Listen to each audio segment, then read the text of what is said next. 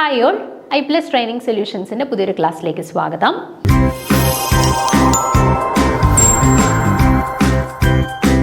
അപ്പം ഇന്ന് നമ്മൾ ഡിസ്കസ് ചെയ്യാനായിട്ട് പോകുന്ന topic kinetic theory of gases അല്ലെങ്കിൽ വാതകങ്ങളുടെ ചലനാത്മക സിദ്ധാന്തത്തെക്കുറിച്ചിട്ടാണ് ഇന്ന് നമ്മൾ ഡിസ്കസ് ചെയ്യാനായിട്ട് പോകുന്നത്.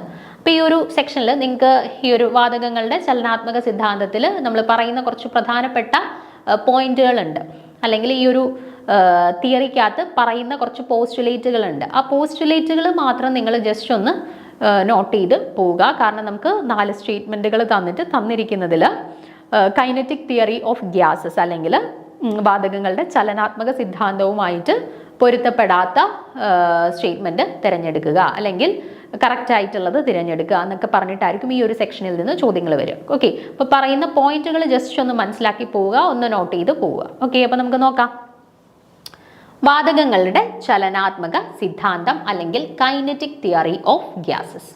അപ്പം ഗതിക സിദ്ധാന്തം വാതകങ്ങളുടെ സ്വഭാവത്തെ വിശദീകരിക്കുന്നു. അപ്പം നമ്മുടെ ചലനാത്മക സിദ്ധാന്തത്തെ തന്നെയാണ് ഗതിക സിദ്ധാന്തം എന്ന് കൊടുത്തിട്ടുള്ളത് കേട്ടോ. അപ്പം ഈ ഗതിക സിദ്ധാന്തം വാതകങ്ങളുടെ സ്വഭാവത്തെ കുറിച്ചിട്ടുള്ള കൃത്യമായിട്ടുള്ള, അതായത് ഇപ്പോൾ ഗ്യാസ് മോളിക്യൂൾസ് അല്ലെങ്കിൽ ഈ വാതകങ്ങൾ അവരുടെ ഇൻഡിവിജ്വൽ മോളിക്യൂൾസിനെ നമ്മൾ ഓരോരോ തന്മാത്രകളെ എടുത്താൽ അവരുടെ വരെ സ്വഭാവങ്ങൾ കൃത്യമായിട്ട് പറയുന്ന രീതിയിലാണ് നമ്മുടെ ഈ ചലനാത്മക സിദ്ധാന്തം രൂപീകരിച്ചിട്ടുള്ളത്. വാതകത്തിന്റെ മർദ്ദം, താപനില തുടങ്ങിയവയ്ക്ക് തന്മാത്രാ വ്യാഖ്യാനം നൽകിയത് ഗതിക സിദ്ധാന്തം ആണ്. അപ്പോൾ ഈ കൈനറ്റിക് തിയറി ഓഫ് ഗ്യാസസ് അല്ലെങ്കിൽ നമ്മുടെ ഈ ഒരു വാതകങ്ങളുടെ ചലനാത്മക സിദ്ധാന്തം അല്ലെങ്കിൽ ഈ ഗതിക സിദ്ധാന്തം വെച്ചിട്ടാണ് നമ്മൾ വാതകത്തിന്റെ മർദ്ദം അല്ലെങ്കിൽ ടെമ്പറേച്ചർ അല്ലെങ്കിൽ താപനില ഇതിനൊക്കെ നമ്മൾ കൃത്യമായിട്ടുള്ള ഒരു ഡെഫിനിഷൻ ഡിഫൈൻ ചെയ്യാൻ തുടങ്ങിയത് ഈ കൈനറ്റിക് തിയറി ഓഫ് ഗ്യാസസിനെ ബേസ് ചെയ്തിട്ടാണ്. വാതകങ്ങളുടെ മർദ്ദം ആയിക്കോട്ടെ, താപനില ആയിക്കോട്ടെ, അതിനെല്ലാം കൃത്യമായിട്ടുള്ള ഒരു നിർവചനം നമുക്ക് കൊടുക്കാനായിട്ട് പറ്റിയത് ഈ പറയുന്ന ചലനാത്മക സിദ്ധാന്തത്തിൽ നിന്ന് നമുക്ക് കിട്ടിയിട്ടുള്ള വിവരങ്ങളെ അടിസ്ഥാനമാക്കിയിട്ടാണ്. ഈ സിദ്ധാന്തം വാതക നിയമങ്ങളോടും അവഗാഡ്രോയുടെ നിയമത്തോടും പൊരുത്തപ്പെടുന്നതാണ്. ഇനി ഇവരുടെ ഒരു പ്രധാനപ്പെട്ട സവിശേഷത, നമ്മുടെ കൈനറ്റിക് തിയറി ഓഫ് ഗ്യാസസിനെ നമ്മൾ ആക്സെപ്റ്റ് ചെയ്യാനായിട്ടുള്ള പ്രധാനപ്പെട്ട ഒരു കാരണം എന്ന് പറഞ്ഞാൽ നമ്മുടെ വാതക നിയമങ്ങളുണ്ടല്ലോ, ബോയിൽസ് ലോ, ചാൾസ് ലോ. അപ്പോൾ ഈ പറയുന്ന വാതക നിയമങ്ങളുമായിട്ടും പിന്നെ അതുപോലെ തന്നെ അവഗാഡ്രോ ലോ ഇതുമായിട്ടെല്ലാം പൊരുത്തപ്പെടുന്ന രീതിയിലാണ് നമ്മുടെ ചലനാത്മക നിയമത്തിനകത്തും നമ്മൾ പറയുന്ന പോസ്റ്റുലേറ്റുകളെല്ലാം. ഓക്കെ, അപ്പോൾ രണ്ടും തമ്മിൽ ഇപ്പോൾ കോൺട്രഡിക്റ്റ് ആയിരുന്നു എങ്കിൽ നമുക്ക് വിശ്വസനീയമാവത്തില്ലായിരുന്നു. പക്ഷെ നമ്മൾ വാതക നിയമങ്ങളിൽ പറയുന്ന പല കാര്യങ്ങളും കറക്റ്റായിട്ട് തന്നെ നമ്മുടെ ചലനാത്മക നിയമത്തിലും വാതകങ്ങളുടെ ചലനാത്മക നിയമങ്ങളിലും അംഗീകരിക്കുന്നുണ്ട്. അപ്പം അതുകൊണ്ടാണ് നമുക്ക് ഒരു കൂടുതൽ വിശ്വാസ്യത ഈ പറയുന്ന കൈനറ്റിക് തിയറി ഓഫ് ഗ്യാസസിൽ നേടിയെടുക്കാനായിട്ട് സാധിച്ചത്. വാതകങ്ങളുടെ വിശിഷ്ട താപധാരിതയെ ശരിയായ രീതിയിൽ വിശദീകരിക്കുകയും വാതകങ്ങളുടെ വിസ്കോസിറ്റി, താപചാലകം തുടങ്ങിയ സ്വഭാവങ്ങളെ വിശദീകരിക്കുകയും ചെയ്തു. അപ്പം നമ്മുടെ ഗ്യാസസിൻ്റെ അല്ലെങ്കിൽ വാതകങ്ങളുടെ വിശിഷ്ട താപധാരിത അല്ലെങ്കിൽ സ്പെസിഫിക് ഹീറ്റ് കപ്പാസിറ്റി ഒക്കെ ഉണ്ടല്ലോ, ആ ടേംസ് ഒക്കെ കൃത്യമായിട്ട് നമുക്ക് എക്സ്പ്ലെയിൻ ചെയ്യാൻ പറ്റിയത് ഈ പറയുന്ന കൈനറ്റിക് തിയറി ഓഫ് ഗ്യാസസിനെ ബേസ് ചെയ്തിട്ടാണ്. നമുക്ക് ഈ സ്പെസിഫിക് ഹീറ്റ് കപ്പാസിറ്റി അല്ലെങ്കിൽ വിശിഷ്ട താപധാരിതയെ കുറിച്ചിട്ടൊക്കെ കൃത്യമായിട്ടുള്ള ഒരു നിർവചനം നമുക്ക് കൊടുക്കാനായിട്ട് സാധിച്ചത്. അതുപോലെ ഇപ്പം വാതകങ്ങളുടെ വിസ്കോസിറ്റി ആയിക്കോട്ടെ, അല്ലെങ്കിൽ താപചാലകത അല്ലെങ്കിൽ ഹീറ്റ് കണ്ടക്ടിവിറ്റി ആയിക്കോട്ടെ, ഇങ്ങനെയുള്ള പല സവിശേഷതകളും നമുക്ക് എക്സ്പ്ലെയിൻ ചെയ്യാൻ പറ്റിയത് ഈ പറയുന്ന കൈനറ്റിക് തിയറി ഓഫ് ഗ്യാസസിനെ ബേസ് ചെയ്തിട്ടാണ് കേട്ടോ. അപ്പോൾ ഈ പറയുന്ന ഈ പോയിന്റൊക്കെ ഓർത്ത് വെച്ചേക്കണേ. നമ്മുടെ വാതക നിയമങ്ങളോടും അവഗാഡ്രോ നിയമങ്ങളോടും യോജിക്കുന്നുണ്ട്. നമുക്ക് ചിലപ്പം സ്റ്റേറ്റ്മെന്റിനകത്ത് യോജിക്കുന്നില്ല എന്ന് പറഞ്ഞിട്ട് തരാം കേട്ടോ. ഓർത്ത് വെച്ചേക്കുക, ഗ്യാസ് ലോസ് അല്ലെങ്കിൽ വാതക നിയമങ്ങളുമായിട്ടും അതുപോലെ തന്നെ അവഗാഡ്രോ ലോയുമായിട്ടും കോൺട്രഡിക്ടറി അല്ല, അതുമായിട്ട് യോജിക്കുന്ന തരത്തിലാണ് നമ്മുടെ കൈനറ്റിക് തിയറി ഓഫ് ഗ്യാസിനകത്തും പോസ്റ്റുലേറ്റുകൾ പറയുന്നത്. ഓക്കെ,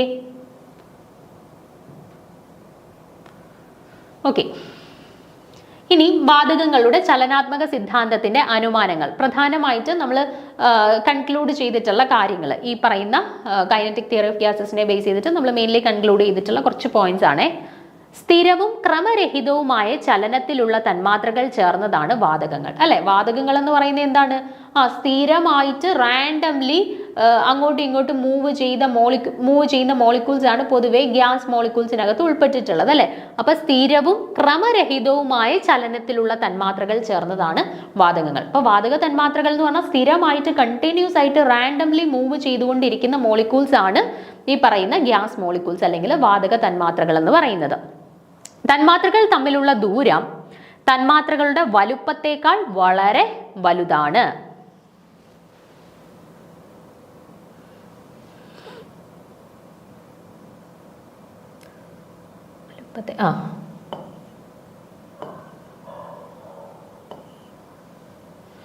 അപ്പം ഈ തന്മാത്രകൾ തമ്മിലുള്ള ദൂരം, അതായത് ഇതൊരു ഗ്യാസ് മോളിക്യൂൾ, ഇത് വേറൊരു ഗ്യാസ് മോളിക്യൂൾ, ഇത് വേറൊരു ഗ്യാസ് മോളിക്യൂൾ, ഇത് വേറൊരു ഗ്യാസ് മോളിക്യൂൾ, ഇത് വേറൊരു ഗ്യാസ് മോളിക്യൂൾ. അപ്പം ഇങ്ങനെയുള്ള ഗ്യാസ് മോളിക്യൂൾസിനെ നമ്മൾ കൺസിഡർ ചെയ്താൽ രണ്ട് ഗ്യാസ് മോളിക്യൂൾസിൻ്റെ ഇടയിലുള്ള ആ ഒരു ഡിസ്റ്റൻസ് എന്ന് പറഞ്ഞാൽ ഈ ഓരോ ഗ്യാസ് മോളിക്യൂൾസിൻ്റെയും സൈസിനെ അപേക്ഷിച്ച് നോക്കുമ്പോൾ അതിനെക്കാട്ടിലും കൂടുതലാണ് ഈ ഇൻഡിവിജ്വൽ ഗ്യാസ് മോളിക്യൂൾസിൻ്റെ ഇടയിലുള്ള ആ ഒരു ഡിസ്റ്റൻസ് എന്ന് പറയുന്നത്. ഓക്കെ, തന്മാത്രകൾ തമ്മിലുള്ള ദൂരം, രണ്ട് ഡിഫറെൻറ്റ് തന്മാത്രകൾക്ക് ഇടയിലുള്ള ആ ഒരു ഡിസ്റ്റൻസ്, ആ ഒരു ദൂരം എന്ന് പറയുന്നത് തന്മാത്രകളുടെ വലുപ്പത്തിനേക്കാൾ വലുതായിരിക്കും അവർക്കിടയിലുള്ള ആ ദൂരം എന്ന് പറയുന്നത്. അതാണ് രണ്ടാമത്തെ സ്റ്റേറ്റ്മെന്റിൽ പറയുന്നത്. 3, ഒരു വാതകം ഒരു പാത്രത്തിൽ സൂക്ഷിക്കുമ്പോൾ കൂട്ടിയിടിക്കുന്ന സമയത്ത് അതിൻ്റെ തന്മാത്രകൾ കണ്ടെയ്നറിന്റെ ഭിത്തികളിൽ ഒരു ശക്തിയും ചെലുത്തുന്നില്ല. ഇനി മൂന്നാമത്തെ സ്റ്റേറ്റ്മെന്റിൽ എന്താ പറയുന്നത്? നമ്മളൊരു പാത്രം അല്ലെങ്കിൽ ഒരു ബീക്കറിൽ നമ്മൾ കുറച്ച് വാതകം സ്റ്റോർ ചെയ്ത് വെച്ചിട്ടുണ്ട്. അപ്പം ഈ നമുക്കറിയാം ഇപ്പം ഗ്യാസ് മോളിക്യൂൾസ് ഉണ്ട് എന്നുണ്ടെങ്കിൽ ഈ ഗ്യാസ് മോളിക്യൂൾസ് പരസ്പരം അങ്ങോട്ടും ഇങ്ങോട്ടും കൂട്ടിമുട്ടുന്നുണ്ട്. അതുപോലെ ഈ ഗ്യാസ് മോളിക്യൂൾസ് നമ്മുടെ ഈ കണ്ടെയ്നറിന്റെ ഭിത്തികളിലും കൂട്ടിയിടിക്കുന്നുണ്ട് അല്ലേ. അങ്ങോട്ടും ഇങ്ങോട്ടും ഇവർ തമ്മിലും പരസ്പരം കൂട്ടിയിടിക്കുന്നുണ്ട്, ഈ കണ്ടെയ്നറുമായിട്ടും അവർ പരസ്പരം കൂട്ടിമുട്ടുന്നുണ്ട് അല്ലേ. അപ്പൊ അങ്ങനെ കൂട്ടിമുട്ടുന്ന സമയത്ത് ഈ കണ്ടെയ്നറിന്റെ ഭിത്തികളിൽ ഒരു ശക്തിയും, ഒരു തരത്തിലുള്ള ഫോഴ്സും അല്ലെങ്കിൽ ഒരു തരത്തിലുള്ള ശക്തിയും ഈ തന്മാത്രകൾ എക്സേർട്ട് ചെയ്യുന്നില്ല, പ്രയോഗിക്കുന്നില്ല എന്നതാണ് അടുത്ത സ്റ്റേറ്റ്മെന്റിൽ പറയുന്നത്. ഓക്കെ, ഒരു വാതകത്തിനെ നമ്മളൊരു പാത്രത്തിൽ അല്ലെങ്കിൽ ഒരു ബീക്കറിൽ സ്റ്റോർ ചെയ്ത് വെക്കുന്ന സമയത്ത് അതിനകത്തുള്ള വാതക തന്മാത്രകൾ പരസ്പരം കൂട്ടിമുട്ടുന്നുണ്ട്. അത് ഭിത്തിയുമായിട്ട്, ആ കണ്ടെയ്നറിന്റെ ഭിത്തിയുമായിട്ടും കൂട്ടിമുട്ടുന്നുണ്ട്. എന്നാൽ ആ ഭിത്തിയിലേക്ക് അവർ യാതൊരു തരത്തിലുള്ള ഫോഴ്സും അവർ എക്സേർട്ട് ചെയ്യുന്നില്ല, അല്ലെങ്കിൽ ഒരു ഫോഴ്സും അവർ ചെലുത്തുന്നില്ല എന്നുള്ളതാണ് അടുത്ത സ്റ്റേറ്റ്മെന്റ് ആയിട്ട് പറഞ്ഞിട്ടുള്ളത്. ഓക്കെ, ഇനി രണ്ട് തന്മാത്രകൾ തമ്മിലുള്ള അല്ലെങ്കിൽ ഒരു തന്മാത്രയും മതിലും തമ്മിലുള്ള കൂട്ടിയിടിയുടെ ദൈർഘ്യം വളരെ ചെറുതാണ്. നമ്മൾ പറഞ്ഞു കൂട്ടിയിടികൾ അല്ലെങ്കിൽ കൂട്ടിമുട്ടലുകൾ അല്ലെങ്കിൽ കൂട്ടിയിടികൾ എന്ന് പറയുന്നത് തന്മാത്രകൾ തമ്മിലും പരസ്പരം കൂട്ടിയിടിക്കാറുണ്ട്. അതുപോലെ തന്മാത്രയും കണ്ടെയ്നറിന്റെ ഭിത്തിയും തമ്മിലും കൂട്ടിയിടിക്കാറുണ്ട്. അപ്പൊ ഇതിൽ ഏത് കൂട്ടിയിടികളായാലും അവരുടെ ദൈർഘ്യം വളരെ ചെറിയതാണ്, വളരെ ചെറിയ ദൈർഘ്യത്തിൽ മാത്രമേ ദൈർഘ്യത്തിലാണ് അവർക്കിടയിലുള്ള കൂട്ടിമുട്ടലുകൾ അല്ലെങ്കിൽ കൂട്ടിയിടികൾ സംഭവിക്കുന്നത്. ഓക്കെ, അപ്പം എന്തൊക്കെയാണ് ഈ പറഞ്ഞ 4 പോയിന്റ്സ്? 1, വാതക തന്മാത്രകൾ എന്ന് പറഞ്ഞാൽ സ്ഥിരമായിട്ടും അതുപോലെ ക്രമരഹിതവുമായിട്ടുള്ള ചലനങ്ങളിൽ ഇൻവോൾവ് ചെയ്തിട്ടുള്ളവരാണ് വാതക തന്മാത്രകൾ എന്ന് പറയുന്നത്. രണ്ടാമത്തെ പോയിന്റ് നമ്മൾ പറഞ്ഞു, തന്മാത്രകൾ തമ്മിലുള്ള ദൂരം എന്ന് പറയുന്നത് തന്മാത്രകളുടെ വലുപ്പത്തേക്കാൾ വളരെ ചെറുതാണ് അവർക്കിടയിലുള്ള ദൂരം എന്ന് പറയുന്നത്. അടുത്തത്, നമ്മളൊരു പാത്രത്തിൽ കുറച്ച് ഗ്യാസ് മോളിക്യൂൾസിനെ സ്റ്റോർ ചെയ്ത് വെച്ചേക്കാണ് എന്നുണ്ടെങ്കിൽ അവർ ഭിത്തിയുമായിട്ട് കൂട്ടിയിടിക്കുന്നുണ്ട് എങ്കിൽ ആ ഭിത്തിയിലേക്ക് യാതൊരു തരത്തിലുള്ള ശക്തിയും ചെലുത്തുന്നില്ല എന്നാണ് അടുത്ത ഒരു കൺക്ലൂഷനായിട്ട് പറയുന്നത്. ആൻഡ് അടുത്ത സ്റ്റേറ്റ്മെന്റിൽ പറയുന്നു, ഈ ഗ്യാസ് മോളിക്യൂൾസ് തന്മാത്രകൾ പരസ്പരം അങ്ങോട്ടും ഇങ്ങോട്ടും കൂട്ടിമുട്ടുന്നുണ്ട്, ഭിത്തിയുമായിട്ടും കൂട്ടിമുട്ടുന്നുണ്ട്, കണ്ടെയ്നറിന്റെ ഭിത്തിയുമായിട്ടും കൂട്ടിമുട്ടുന്നുണ്ട്. എന്നാൽ എല്ലാ കൂട്ടിയിടികളുടെയും ദൈർഘ്യം എന്ന് പറയുന്നത് വളരെ കുറവാണ്, വളരെ കുറഞ്ഞ ദൈർഘ്യത്തിലാണ് അവർ തമ്മിലുള്ള കൂട്ടിയിടികൾ സംഭവിക്കുന്നത്. ഓക്കെ, അപ്പൊ ഇത്രയും. ഇനി ഒരു 2 പോയിന്റ്സ് കൂടെ ഉണ്ട്, നോക്കിയേ.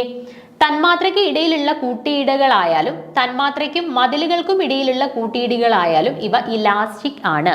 ഓക്കെ, എല്ലാ ടൈപ്പ് ഓഫ് കൊളിഷൻസും അല്ലെങ്കിൽ എല്ലാ ടൈപ്പ് ഓഫ് കൂട്ടിമുട്ടലുകളും, അതിപ്പം ഗ്യാസ് മോളിക്യൂൾസ് തമ്മിലുള്ള കൂട്ടിമുട്ടലുകളായിക്കോട്ടെ അല്ലെങ്കിൽ ഈ വാതക തന്മാത്രകളും ഭിത്തിയുമായിട്ടുള്ള കൂട്ടിമുട്ടലുകളായിക്കോട്ടെ, ഓക്കെ, എല്ലാ തരത്തിലുള്ള കൂട്ടിമുട്ടലുകളും ഇലാസ്റ്റിക് ആണ്. ഓക്കെ, നമുക്ക് ഓപ്ഷൻസിനകത്ത് തരും നോൺ ഇലാസ്റ്റിക് ആണ് എന്ന് പറഞ്ഞിട്ട് തരും. ഓർത്ത് വെച്ചേക്കുക, ഇലാസ്റ്റിക് കൂട്ടിമുട്ടലുകളാണ് അല്ലെങ്കിൽ ഇലാസ്റ്റിക് കൊളിഷൻസ് ആണ് ഗ്യാസ് മോളിക്യൂൾസ് തമ്മിലുള്ളത്. അതിപ്പം ഗ്യാസ് മോളിക്യൂൾസ് തമ്മിലുള്ളതായിക്കോട്ടെ അല്ലെങ്കിൽ ഗ്യാസ് മോളിക്യൂൾസും ആ കണ്ടെയ്നറിൻ്റെ ഭിത്തിയും തമ്മിലുള്ള കൂട്ടിമുട്ടലുകളായിക്കോട്ടെ, എല്ലാ തരം കൂട്ടിമുട്ടലുകളും അല്ലെങ്കിൽ എല്ലാ തരം കൊളിഷൻസും ഇലാസ്റ്റിക കൊളിഷൻസ് ആണ് കേട്ടോ.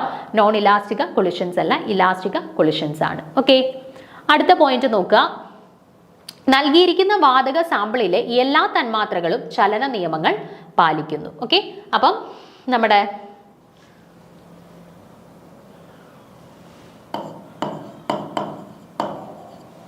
ഓക്കെ, അപ്പൊ ഒരു വാതക സാമ്പിൾ നമ്മുടെ കയ്യിൽ തരുകയാണ് എന്നുണ്ടെങ്കിൽ, ഇപ്പൊ 2 or 3 ഗ്യാസുകൾ മിക്സ് ചെയ്തിട്ടുള്ള ഒരു സാമ്പിൾ നമ്മുടെ കയ്യിൽ തരുകയാണെന്നുണ്ടെങ്കിൽ അതിനകത്തുള്ള ഓരോ വാതകങ്ങളും എല്ലാ വാതക നിയമങ്ങളും ഗ്യാസ് ലോസും ഫോളോ ചെയ്യുന്നവരായിരിക്കും കേട്ടോ. ചലന നിയമമല്ല, വാതക നിയമങ്ങളും പാലിക്കുന്നവരായിരിക്കും കേട്ടോ. നമ്മുടെ കയ്യിൽ ഒരു മിക്സ്ചർ ഓഫ് ഗ്യാസസ് തന്നു കഴിഞ്ഞാൽ അതിനകത്തുള്ള ഓരോ ഇൻഡിവിജ്വൽ ഗ്യാസസും വാതക നിയമങ്ങൾ അല്ലെങ്കിൽ ഗ്യാസ് ലോസ് സ്വീകരിക്കുന്നവർ അല്ലെങ്കിൽ ഫോളോ ചെയ്യുന്നവരായിരിക്കും. ഓക്കെ, അടുത്തത് നോക്കുക. ഒരു വാതക സാമ്പിൾ മതിയായ സമയത്തേക്ക് ശല്യപ്പെടുത്താതെ വെച്ചാൽ അത് ഒടുവിൽ സ്ഥിരത കൈവരിക്കും. അപ്പോൾ ഒരു വാതക സാമ്പിളിനെ നമ്മൾ കുറച്ചു നേരം ഒരു പർട്ടിക്കുലർ ടൈമിലേക്ക് നമ്മൾ ചലനങ്ങളൊന്നും ഇല്ലാണ്ട് അനക്കാതെ ഒരിടത്ത് വെച്ചിരിക്കുകയാണ് എന്നുണ്ടെങ്കിൽ അവർ കുറേ കഴിയുമ്പോൾ ഒരു സ്റ്റേബിൾ ആയിട്ടുള്ള ഒരു അവസ്ഥയിലോട്ട് എത്താനായിട്ടുള്ള സാധ്യതയുണ്ട് കേട്ടോ. അതാണ് ഒരു വാതക സാമ്പിൾ മതിയായ സമയത്തേക്ക് ശല്യപ്പെടുത്താതെ വെച്ചാൽ അതൊടുവിൽ സ്ഥിരത കൈവരിക്കും, ഒരു സ്റ്റേബിൾ കണ്ടീഷനിലോട്ട് വരാൻ സാധ്യതയുണ്ട്. അപ്പോൾ ഇത് നമ്മുടെ കൈനറ്റിക് തിയറി ഓഫ് ഗ്യാസിൻ്റെ കുറച്ച് പൊതുവായിട്ടുള്ള കൺക്ലൂഷൻസ് ആണ് കേട്ടോ. കുറച്ച് കൺക്ലൂഷൻസ് പൊതുവായിട്ടുള്ള സാധാരണ പറയാറുള്ള കുറച്ച് കൺക്ലൂഷൻസ് ആണ്. ഇനി പോസ്റ്റുലേറ്റുകൾ എന്തൊക്കെയാണെന്ന് നോക്കാം. ഈ പോസ്റ്റുലേറ്റ് റിലേറ്റഡ് ആയിട്ടായിരിക്കും നമുക്ക് സ്റ്റേറ്റ്മെന്റ് വൈസ് ചോദ്യങ്ങൾ കൂടുതലും വരിക. അപ്പൊ നോക്കിക്കേ, വാതകത്തിന്റെ ചലനാത്മക സിദ്ധാന്തത്തിന്റെ പ്രധാന പോസ്റ്റുലേറ്റുകൾ എന്തൊക്കെയാണെന്ന് നോക്കാം. വാതകത്തിന്റെ ആകെ വോളിയം വെച്ച് നോക്കുമ്പോൾ അതിലെ ഓരോ വാതക തന്മാത്രകൾക്കും സ്ഥിതി ചെയ്യാൻ ആവശ്യമായ വോളിയം വളരെ ചെറുതാണ്. നോക്കിക്കേ, നമ്മള് ഇതുപോലൊരു കണ്ടെയ്നർ എടുത്തു. കണ്ടെയ്നറിനകത്ത് നിറയെ ഗ്യാസ് മോളിക്യൂൾസ് ആണ്. ഓക്കെ, കണ്ടെയ്നറിനകത്ത് നിറയെ ഗ്യാസ് മോളിക്യൂൾസ് ഇരിക്കുകയാണ്. അപ്പൊ ഇത്രയുമാണ് ആ ഗ്യാസ് മോളിക്യൂൾസിന് ആകെ ഇരിക്കാൻ വേണ്ടി വന്ന വോളിയം. അതിനകത്ത് ഒരു മോളിക്യൂളിന് ഇരിക്കാൻ ആവശ്യമായി വന്ന വോളിയം എന്ന് പറയുന്നത് ഈ ഒരു കുത്തേ ഉള്ളൂ, ഈ ഒരു പോയിന്റിന് കറസ്പോണ്ടിങ് ആയിട്ടേ ഉള്ളൂ. ഓക്കെ, അപ്പൊ ആകെ വാതകത്തിന് ആവശ്യമായിട്ടുള്ള വോളിയത്തിൽ നിന്നും ഒരു തന്മാത്രയ്ക്ക് ഇരിക്കാൻ ആവശ്യമായിട്ട് സ്ഥിതി ചെയ്യാൻ ആവശ്യമായിട്ട് വേണ്ടി വരുന്ന വോളിയം എന്ന് പറയുന്നത് വളരെ ചെറുതാണ്. ഓക്കെ, ആകെ വോളിയം വെച്ച് കമ്പയർ ചെയ്യുന്ന സമയത്ത് ഒരു തന്മാത്രയ്ക്ക് സ്ഥിതി ചെയ്യാൻ ആവശ്യമായിട്ടുള്ള വോളിയം എന്ന് പറയുന്നത് വളരെ ചെറിയ എമൗണ്ട് ആണ്. ഓക്കെ, അപ്പൊ അതാണ് ഒന്നാമത്തെ പോസ്റ്റുലേറ്റ് ആയിട്ട് പറയുന്നത്. വാതകത്തിന്റെ ആകെ വോളിയം വെച്ച് നോക്കുമ്പോൾ അതിലെ ഓരോ വാതക തന്മാത്രകൾക്കും സ്ഥിതി ചെയ്യാൻ ആവശ്യമായിട്ടുള്ള വോളിയം എന്ന് പറയുന്നത് വളരെ ചെറുതാണ്. അടുത്ത നോക്കുക.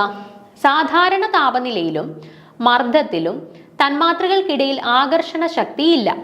എന്നിരുന്നാലും താപനില കുറയുകയും മർദ്ദം വർദ്ധിക്കുകയും ചെയ്യുമ്പോൾ തന്മാത്രകൾ തമ്മിലുള്ള ആകർഷണ ബലം വർദ്ധിക്കുന്നു. ഇപ്പൊ നോക്കിക്കേ, ഞാൻ പ്രഷറൊന്നും അപ്ലൈ ചെയ്തിട്ടില്ല, ഒരു ഗ്യാസ് മോളിക്യൂൾ എടുത്തു. ഓക്കെ, അപ്പൊ ഗ്യാസ് മോളിക്യൂൾ എടുത്തപ്പോൾ ഒരു മോളിക്യൂൾ ഇവിടെ ഇരിക്കുകയാണ് എന്നുണ്ടെങ്കിൽ, ഒരാൾ ഇവിടെ ഇരിക്കുകയാണെന്നുണ്ടെങ്കിൽ അടുത്ത ആളിവിടെ, അടുത്ത ആളിവിടെ, അടുത്ത ആളിവിടെ, അടുത്ത ആളിവിടെ, അടുത്ത ആളിവിടെ, ഇങ്ങനെ ഇരിക്കുകയായിരിക്കും ഗ്യാസ് മോളിക്യൂൾസ്. അതായത് അവർക്കിടയിലുള്ള സ്പേസിങ് ഭയങ്കര കൂടുതലാണ് അല്ലേ. അപ്പൊ അതുകൊണ്ട് തന്നെ നമുക്ക് പറയാം, ഇപ്പൊ നോർമലി നമ്മൾ കൺസിഡർ ചെയ്യുന്ന സമയത്ത് ഈ വാതകങ്ങൾക്കിടയിലുള്ള ആകർഷണ ബലം എങ്ങനെയായിരിക്കും? വളരെ കുറവായിരിക്കും. ഇപ്പം ഖരപദാർത്ഥങ്ങളുടെ കേസിൽ നമുക്കറിയാം അവിടെ തന്മാത്രകൾ വളരെ അടുത്തടുത്താണ് ഇരിക്കുന്നത്. സോ അവർക്കിടയിലുള്ള ആകർഷണ ബലം വളരെ കൂടുതലായിരിക്കും. പക്ഷേ ഇവിടെ വാതക തന്മാത്രകളുടെ കേസ് എടുത്തു കഴിഞ്ഞാൽ ഈ വാതക തന്മാത്രകളെല്ലാം ദൂരെ ദൂരെയായിട്ടാണ് ഇരിക്കുന്നത്. അപ്പം അവർക്കിടയിലുള്ള ആകർഷണ ബലം എന്ന് പറയുന്നത് വളരെ കുറവാണ്. പക്ഷേ ഞാൻ ഇവർക്ക് ഒരു ഹൈ പ്രഷറും കൊടുക്കുകയാണ് ആൻഡ് ഇവർക്കിടയിലുള്ള താപനില ഞാൻ കുറയ്ക്കുന്നു, അതേസമയം ഞാൻ പ്രഷർ ഭയങ്കരമായിട്ട് കൂട്ടുന്നു. ഓക്കെ, താപനില കുറയ്ക്കുന്നു ആൻഡ് ഇവർക്കിടയിലുള്ള പ്രഷർ ഞാൻ കൂട്ടുന്നു. ഓക്കെ, പ്രഷർ കൂട്ടിയപ്പോഴത്തേനും മോളിക്യൂൾസ് എല്ലാം എന്ത് സംഭവിച്ചു? അടുത്തടുത്ത് വന്നു അല്ലേ. മോളിക്യൂൾസ് അടുത്ത് വന്നു. മോളിക്യൂൾസ് അടുത്ത് വന്നപ്പോഴത്തേനും എന്ത് സംഭവിച്ചു? ഇവർക്കിടയിലുള്ള ഫോഴ്സ് ഓഫ് അട്രാക്ഷൻ അല്ലെങ്കിൽ ഇവർക്കിടയിലുള്ള ആകർഷണ ബലം കൂടി അല്ലേ. ഇവിടെ നമ്മൾ പ്രഷർ കൊടുത്തില്ല, ഇവിടെ ഞാൻ ഹൈ പ്രഷർ കൊടുത്തു, ഉയർന്ന മർദ്ദം കൊടുത്തപ്പം എന്ത് ചെയ്തു? വാതക തന്മാത്രകളെല്ലാം അടുത്തടുത്ത് വന്നു. സോ അവർക്കിടയിലുള്ള ആകർഷണ ബലം കൂടി അല്ലേ. അപ്പൊ അതാണ് പറഞ്ഞത്, സാധാരണ താപനിലയിലും മർദ്ദത്തിലും ആണ് നമ്മൾ വാതക തന്മാത്രകളെ കൺസിഡർ ചെയ്യുന്നതെങ്കിൽ അവരുടെ ആകർഷണ ബലം അവർക്കിടയിൽ വലുതായിട്ട് പറയാൻ പറ്റത്തില്ല, അല്ലെങ്കിൽ അവർക്കിടയിൽ ആകർഷണ ശക്തിയൊന്നും ഇല്ല എന്ന് പറയാം. എന്നാൽ താപനില കുറയുകയും മർദ്ദം വർദ്ധിക്കുകയും ചെയ്യുമ്പോൾ തന്മാത്രകൾക്കിടയിലുള്ള ആകർഷണ ബലം എന്ത് സംഭവിക്കുന്നു? ആകർഷണ ബലം വർദ്ധിക്കുന്നു. ഇതാണ് രണ്ടാമത്തെ സ്റ്റേറ്റ്മെന്റ് ആയിട്ട് പറഞ്ഞത്. അപ്പൊ ആദ്യത്തെ സ്റ്റേറ്റ്മെന്റിൽ പറഞ്ഞു എന്താണ്? ആകെ തന്മാത്രകൾക്ക് സ്ഥിതി ചെയ്യാൻ ആവശ്യമായിട്ടുള്ള വോളിയം വെച്ച് നോക്കുമ്പോൾ അതിൽ ഓരോ തന്മാത്രകൾക്കും സ്ഥിതി ചെയ്യാൻ ആവശ്യമായിട്ട് വരുന്ന വോളിയം വളരെ കുറവാണ്. രണ്ടാമത്തെ സ്റ്റേറ്റ്മെന്റ് ആയിട്ട് നമ്മൾ പറഞ്ഞു സാധാരണ താപനിലയിലും മർദ്ദത്തിലും തന്മാത്രകൾക്കിടയിൽ ആകർഷണ ശക്തിയൊന്നും വലുതായിട്ടില്ല. പക്ഷേ താപനില കുറയുകയും മർദ്ദം കൂടുകയും ചെയ്യുമ്പോൾ എന്ത് സംഭവിക്കും? തന്മാത്രകൾക്ക് തമ്മിലുള്ള ആകർഷണ ബലം വർദ്ധിക്കും. ഓക്കെ, അടുത്തത് തന്മാത്രകൾ തമ്മിലുള്ള അകലം വലുതാകുന്നതിനാൽ അവയ്ക്ക് തുടർച്ചയായ ചലനം സംഭവിക്കുന്നു. നമുക്കറിയാം, ഇപ്പൊ ഗ്യാസ് മോളിക്കൂൾ ഒരാൾ ഇവിടെ ഇരിക്കുകയാണെങ്കിൽ അടുത്ത ആൾ ഇവിടെ, അടുത്ത ആൾ ഇവിടെ, അടുത്ത ആൾ ഇവിടെ, ഇങ്ങനെ ദൂരെ ദൂരെ ഇരിക്കുന്നത്. അതുകൊണ്ട് ഇവർക്ക് ഈസി ആയിട്ട് ചലിക്കാൻ പറ്റും അങ്ങോട്ടും ഇങ്ങോട്ടും. കാരണം ഇവർക്കിടയിൽ ഗ്യാപ്പ് ഉണ്ട്, സ്പേസ് ഉണ്ട്. അതുകൊണ്ട് ഇവർക്ക് വളരെ വേഗത്തിൽ അങ്ങോട്ടും ഇങ്ങോട്ടും എല്ലാം ചലിക്കാനായിട്ട് പറ്റും. അതാണ് പറഞ്ഞത്, തന്മാത്രകൾ തമ്മിലുള്ള അകലം വലുതായതിനാൽ അവയ്ക്ക് തുടർച്ചയായ ചലനം സംഭവിക്കാം. ഓക്കെ, അടുത്ത പോയിന്റ് നോക്കുക. തന്മാത്രകളുടെ സ്വതന്ത്ര ചലനം തികച്ചും ഇലാസ്റ്റിക് കൂട്ടിയിടികളിലേക്ക് നയിക്കുന്നു. നമ്മൾ തൊട്ടു മുന്നേ കൺക്ലൂഷൻസ് പറഞ്ഞ സമയത്തും പറഞ്ഞതാണ്, ഇപ്പം വാതക തന്മാത്രകൾക്ക് പരസ്പരം അങ്ങോട്ടും ഇങ്ങോട്ടും കൂട്ടിയിടിക്കാം, അതുപോലെ ഇവർക്ക് ചെന്ന് നമ്മുടെ കണ്ടെയ്നറിന്റെ ഭിത്തികളിലും കൂട്ടിയിടിക്കാം. അപ്പൊ ഇതിൽ ഏത് കൂട്ടിയിടികളായാലും, അത് തന്മാത്രകൾ തമ്മിൽ പരസ്പരമുള്ള കൂട്ടിയിടികളായാലും തന്മാത്രകളും ആ കണ്ടെയ്നറിന്റെ ഭിത്തിയും തമ്മിലുള്ള കൂട്ടിയിടികളായാലും രണ്ടും ഇലാസ്റ്റിക കൂട്ടിയിടികളാണ്. ഓക്കെ, ഇലാസ്റ്റിക് കൊളിഷൻസ് ആണ് രണ്ട് കേസിലും നടക്കുന്നത്. അടുത്തത്, ക്രമരഹിതമായ ചലനം കാരണം തന്മാത്രകൾക്ക് ഗതികോർജമുണ്ട്. എന്നിരുന്നാലും ഈ തന്മാത്രകളുടെ ശരാശരി ഗതികോർജം താപനിലയിൽ വ്യത്യാസപ്പെടുന്നു. ഓക്കെ, അപ്പൊ ഇവർക്ക് ഒരു പർട്ടിക്കുലർ സ്പേസിംഗ് ഒന്നും ഇല്ല അല്ലെ. ഇവർക്കിടയിലുള്ള സ്പേസ് വളരെ കൂടുതലാണ്. രണ്ട് തന്മാത്രകളെ എടുത്താൽ അവർക്കിടയിലുള്ള ഗ്യാപ്പ് വളരെ കൂടുതലാണ്. അവർക്ക് ഈസി ആയിട്ട് അങ്ങോട്ടും ഇങ്ങോട്ടും മൂവ് ചെയ്യാം എന്നെല്ലാം നമ്മൾ പറഞ്ഞു. അതുകൊണ്ട് തന്നെ ഈ ക്രമരഹിതമായിട്ടുള്ള ഒരു ചലനം അവർക്കുണ്ട്. അതുകൊണ്ട് തന്നെ നമുക്ക് പറയാം തന്മാത്രകൾക്കിടയിൽ എന്തുണ്ട്? കൈനറ്റിക് എനർജി അല്ലെങ്കിൽ ഗതികോർജമുണ്ട് എന്ന് പറയാം. ഓക്കെ, ഇനി ഈ തന്മാത്രകൾക്ക് ഒരു ശരാശരി ഗതികോർജം താപനിലയിൽ വ്യത്യാസപ്പെടുന്നു. എന്നാൽ ഈ നമ്മൾ പറഞ്ഞു തന്മാത്രകൾക്ക് ഗതികോർജം ഉണ്ട്, വാതക തന്മാത്രകൾക്ക്. ഓക്കെ, ഗതികോർജം ഉണ്ടെങ്കിൽ പോലും നമ്മൾ താപനിലയിൽ വ്യത്യാസം വരുത്തുന്നതിനനുസരിച്ചിട്ട് ഈ ഗതികോർജത്തിലും കാര്യമായിട്ടുള്ള വ്യത്യാസങ്ങൾ വരാം. കേട്ടോ, നമ്മൾ ഗതികോർജമുണ്ട്, വാതക തന്മാത്രകൾക്ക് ഗതികോർജമുണ്ട് എങ്കിൽ പോലും നമ്മൾ താപനിലയിൽ കാര്യമായിട്ടുള്ള വ്യത്യാസങ്ങൾ വരുത്തുമ്പോൾ അതിനനുസരിച്ചിട്ട് ഗതികോർജത്തിലും വ്യത്യാസങ്ങൾ വരുന്നുണ്ട്. ദെൻ തന്മാത്രകൾ കണ്ടെയ്നറിന്റെ ചുമരുകളിൽ സമ്മർദ്ദം ചെലുത്തുന്നു. നമ്മൾ ആദ്യം നമ്മുടെ അസംഷൻസ് ആയിരുന്നു പറഞ്ഞത്. ഓക്കെ, നമ്മൾ കണ്ടുപിടിച്ച പല എക്സ്പെരിമെന്റിൽ നിന്നും പല അസംഷൻസിലായിരുന്നു ആദ്യം നമ്മൾ പറഞ്ഞ കാര്യങ്ങൾ. അവിടെ നമ്മൾ പറഞ്ഞായിരുന്നു എന്താണ്, ഈ തന്മാത്രകൾ അങ്ങോട്ടും ഇങ്ങോട്ടും പരസ്പരം കൂട്ടിയിടിക്കുന്നുണ്ട്, അതുപോലെ കണ്ടെയ്നറിന്റെ ഭിത്തികളിൽ പോയിട്ടും കൂട്ടിയിടിക്കുന്നുണ്ട്.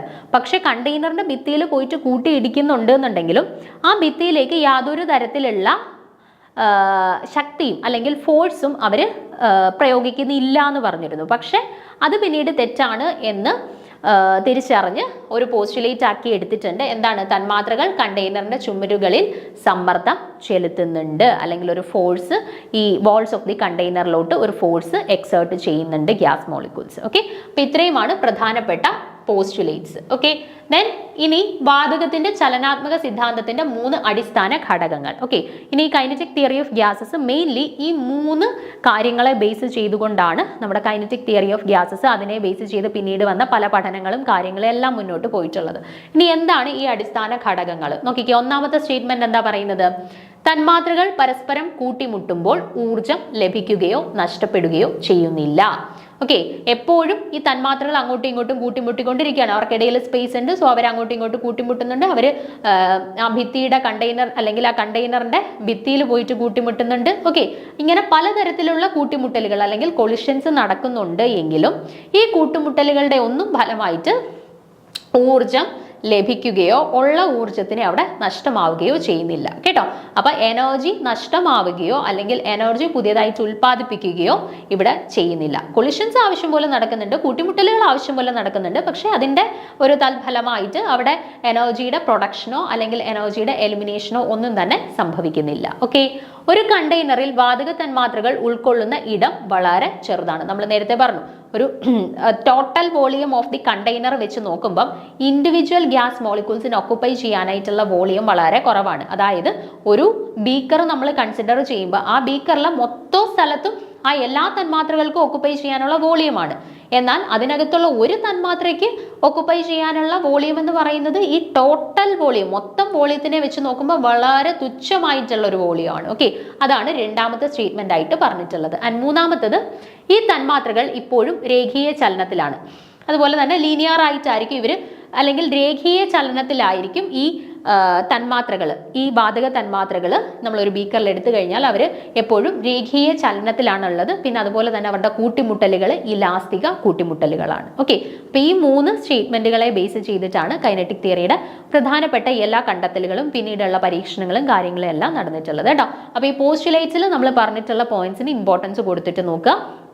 ഏതെങ്കിലും 4 പോസ്റ്റുലേറ്റ് തന്നിട്ട് വാതകങ്ങളുടെ ചലനാത്മക നിയമവുമായി ബന്ധപ്പെട്ട് തെറ്റായ പ്രസ്താവന തിരഞ്ഞെടുക്കുക എന്നുള്ള രീതിയിലായിരിക്കും ചോദ്യങ്ങൾ വരിക കേട്ടോ. അപ്പോൾ പ്രധാനപ്പെട്ട പോസ്റ്റുലേറ്റ്സ് എല്ലാം ഒന്ന് എഴുതി നോക്കി വെച്ചിരിക്കുക. ദെൻ ഇതുമായിട്ട് റിലേറ്റ് ചെയ്തിട്ട് നമ്മൾ ഗ്യാസ് ലോസും കാര്യങ്ങളൊക്കെ ഡിസ്കസ് ചെയ്യാനുണ്ട്. നമുക്ക് അടുത്ത ക്ലാസ്സിൽ ഡീറ്റെയിൽ ആയിട്ട് നോക്കാം. Okay, thank you.